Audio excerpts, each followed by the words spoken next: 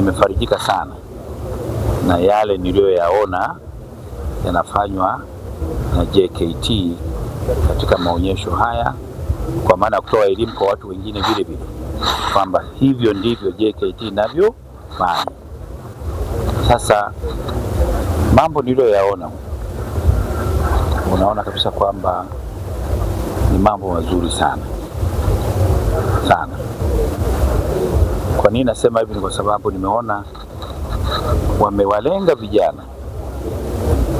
Vijana wanapokuwa kwenye maeneo haya ya JKT wasitoke huku bila maarifa.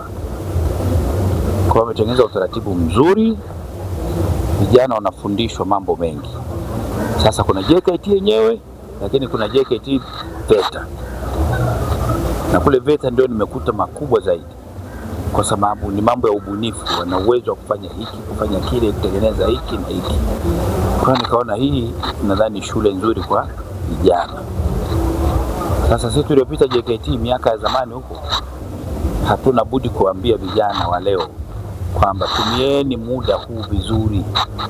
Tunapopata nafasi ya kwenda JKT ambayo sasa inalenga kuwaimarisha vijana na kuwapa uwezo kwa kuweza kuanza maisha wao wenyewe kutokana na ujuzi waliopata kutoka kwenye maeneo ya makambi ya JKT. Naona JKT na kazi wanayofanya ya uzalishaji kwenye mambo mbalimbali. Nimefarijika sana, nimekuta hata asali ambayo na mimi ni mpenzi sana, sasa wanazalisha wao wenyewe, tena sio kidogo sana, na inauzwa kwa kiasi kikubwa kabisa. Lakini sehemu na vijana wanasoma hilo, ufugaji wa nyuki, na wanaweza kutumia hiyo na wao kwenda kufanya maisha yao, lakini kwa kufuga nyuki. Kwa nimetembea pale nikafarijika sana. Lakini nimepata nafasi vile vile kwenda kuona kwamba hata sekta ya afya kumbe ina nafasi kubwa katika jeshi. Kwa nimeona pale aina mbalimbali za madawa ambayo sasa hivi wanahangaika nayo, na wanatamani wao wenyewe ndio wazalishaji, wajenge kiwanda ili wao wanavitoa vile moja moja. Mimi nimesema ni kweli mnaweza, sasa mengine mmeyaweza, sembuse hili kwa kitu kinawezekana kabisa.